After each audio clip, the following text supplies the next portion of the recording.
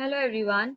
In the previous lecture, we were discussing about developing scientific attitude, which is a part of our fifth unit, second subunit. So in the previous lecture, we discussed what is an attitude,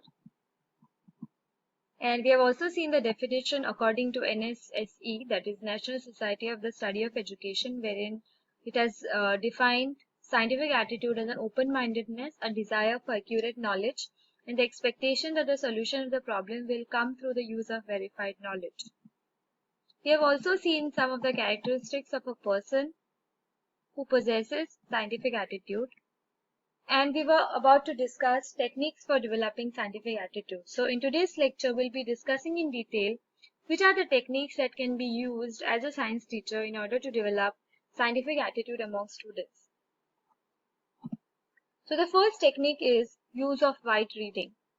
Now, as a teacher, it is very important that you expand your horizons of knowledge by reading more content than what is given in the textbooks. Now, how would it help your students develop scientific attitude? The reason being, if you are reading only those parts of the content which are required for you to teach them that particular concept as mentioned in the textbook or whichever reference book, it limits your discussion in the classroom. But if you are well read and if you read something extra than what is given in the textbook, it will definitely help you to discuss more things about that particular concept apart from the ones which are mentioned in the book. So if you have that habit of wide reading, it can definitely instill in them that values and that can ultimately help them develop scientific attitude. Use of planned exercises. Now, if you're using planned exercises in your classroom, how do you think it would affect or how would you think it would help the students develop scientific attitude? As a teacher, when you do something, you are a model to the students. So you have to be very careful about your conduct, about the way you conduct, the way you carry out the activities or the way you conduct the activities. So as a teacher, if you are going about or maybe if you conduct activities which are planned, or if you conduct exercises which are planned, so if you make use of planned exercises, it will definitely help students realize that if you want to conduct or carry out any scientific process, then it has to be logical, sequential, and it needs to have certain steps to be followed. And you cannot conduct anything or you cannot do even any exercise which is scientific in nature by, or maybe we can say randomly. So it's very important that you make use of planned exercises. So it ultimately turns out to be a nurturant effect for the students, and in a way, there will be some values which will be put in your students, wherein they will conduct or they will carry out every activity that they have to by planning for it. So that is one of the very important things as teachers we have to take care of. Now, proper use of laboratory period. Now, in most of the schools, if you go to see the laboratory period, which is a part of the timetable, is not taken very seriously by the students. Because even if the teachers are taking the students to the laboratory, not everybody gets the chance to perform the experiment nor handle the equipment. So many of the students are devoid of that experience. And if they are not given that opportunity to use the equipments or to conduct an experiment on their own, then they will develop a certain fear in them about that particular experiment, although they see their peers doing it, but their experience of doing it on their own is something different. So as a teacher, we have to take care that each and every student of our classroom should get an opportunity to do the experiment or to at least handle those equipments, because until and unless that opportunity is given to them, it will be a bit difficult for them to create, or it will be difficult for us basically to create that liking for the subject. Okay, so that proper use of laboratory period as a science teacher plays a very important role, and do not take it very simple. Do not take it very lightly, because laboratory period is a time wherein they can practice what they learn in the theory. So if you're teaching a particular concept in theory, if possible, try to see that simultaneously they have an experiment of that type to be done in the lab. Now, co-curricular activities in science. There are various co-curricular activities in science which you can conduct. We will discuss more in detail about these activities in upcoming topics. Let us not discuss about it now. But if you are helping your children participate in co-curricular activities like, for example, science olympiad, then science quiz competitions, debates which are related to the subject of science, then it can help develop that scientific attitude among children, because they will think about science beyond what is given in the textbook, which is very important for a child in order to develop that scientific attitude, without which it becomes very rigid and very limited. The personal example of the teacher. Now you have to be very careful about what practice you follow in the school, or how you conduct yourself as a science teacher, what are the things or what are the activities you participate in.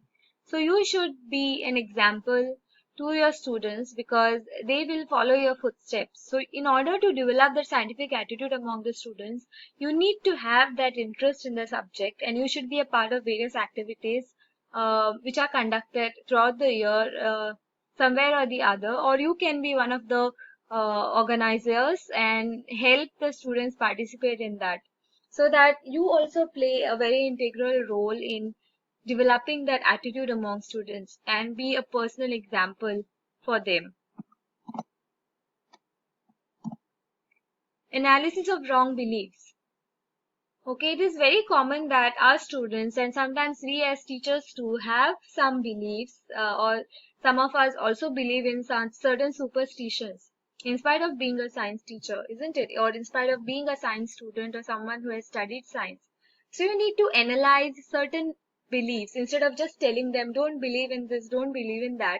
It is much better if we could analyze those wrong beliefs and see why it is called as wrong, or why it is not accepted by science. So analysis of whatever that you think is very important, because until and unless you convince the person why it is wrong, the person won't stop believing in it. Although just because you as a teacher are telling them it is wrong, they will call it wrong, but somewhere deep in their mind they wouldn't be convinced why it is wrong. So it is important that you analyze their wrong beliefs, and even yours if you have any, then, and see to it that you get the right answers for that and justify why it is wrong. Okay, so that will make a lot of difference, instead of just telling the students that this is wrong and this is right, this is superstition and this is not. This is the same point as I discussed before, so let us go to the next one.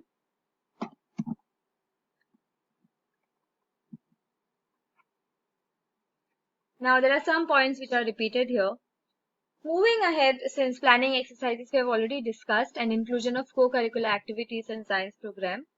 Now, moving ahead, let us see how making use of scientific literature can help students develop scientific attitude.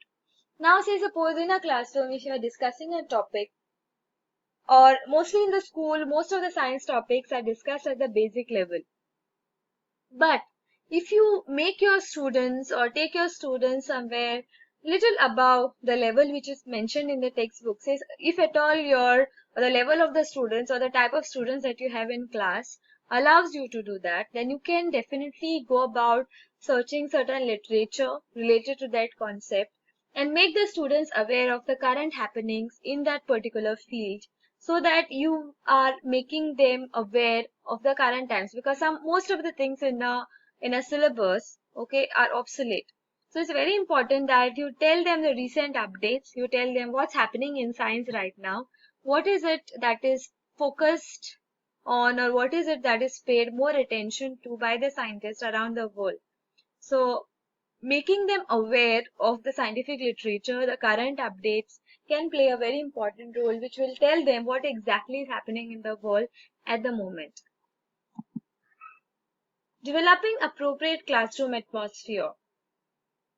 I think atmosphere, or an appropriate, or what we call a conducive environment, again is very important aspect, because your students should feel free to talk to you. They should feel comfortable with you. They should understand that if they ask any query, if they have any issues, you'll be there for them. So it's very important that you develop that rapport with the students, which will allow them to get involved in the activities without any fear. Okay, they should have that much of confidence in you, which will allow them to ask you questions, and which will make them make use of their time, or the activity that is assigned by you to them, uh, or whatever activity that you give to them, they have to perform it very what you call in a they should be involved in that activity. Okay, and that will only happen if they are free of that fear of you as a teacher, because many of the science teachers we have seen are a bit strict with the students, and many of the schools I've seen, who when it is asked like, whom do you find as very strict, isn't it? So most of the teachers are science. I don't know why is that, but no matter which subject you teach, you have to be bit lenient in a way, bit more friendly with the students, or bit more approachable, so that students feel comfortable with you and they are open-minded. They are free with you, so that they can explore the things around them in a better way, which is not possible otherwise. So these were some of the techniques which we can make use of in order to develop scientific attitude among the students as a teacher. So these are the things you have to do as a teacher, because this ultimately will help them understand the importance of learning science the right way. If you conduct yourself in a certain manner, it will ultimately develop an interest in your students to pursue their career in science or study few more things in science. So this was all about the techniques. Maybe in the next class we'll discuss about role of a science teacher, in particular about how they can go about developing their scientific attitude among the students. Thank you.